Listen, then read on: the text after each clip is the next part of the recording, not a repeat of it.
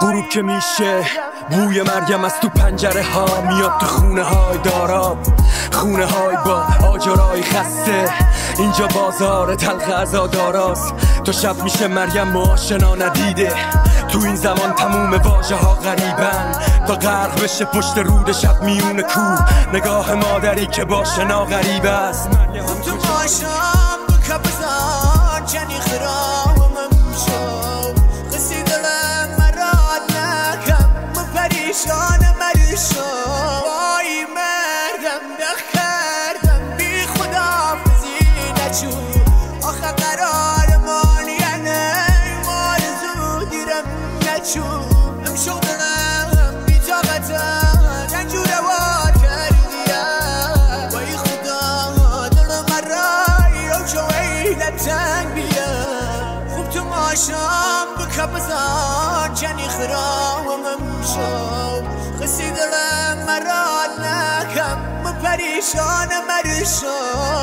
حس شاعرانه ندارم اصلا، یه چه خودم دو این آدم و خستم که گفت میشم شراب فریکی فروغ و تلخی حقیقت شیرینی دروغ. یه سری تو همین رنگا میمیرن و یه سری تو نف جیب و نتیجه چند چند.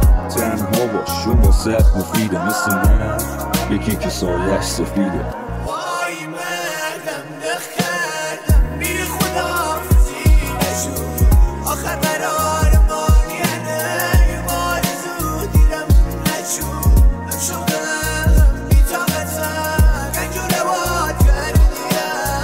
وای خدا دلم مرای رو شویلت تنگ بیم. یه موقعی کجم و کل پوست گردنم نسخ نفس تو.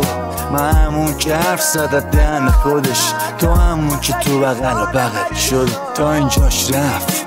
خب باقیش هم میره، ما که سیر شدیم بعد از این حالا هرچی تا الان که هر جا را داره رفتیمش. ولی خب یه موقعی مخه درگیره وقتی که تو تب کرین همه خواب وسط این قرین همه. مادر بعد زوزه های گرگا میگه کدوم زوزه بوی خون مریم همه. مریم هم گل ناب امیدم. اینجا صورت ها همو به نقاب لو میدن، چشما دیدن و به خواب لو میدن، ماهیا همو به قلاب لو میدن. خوب تو ماشام بکا بزن جنی خرامم شو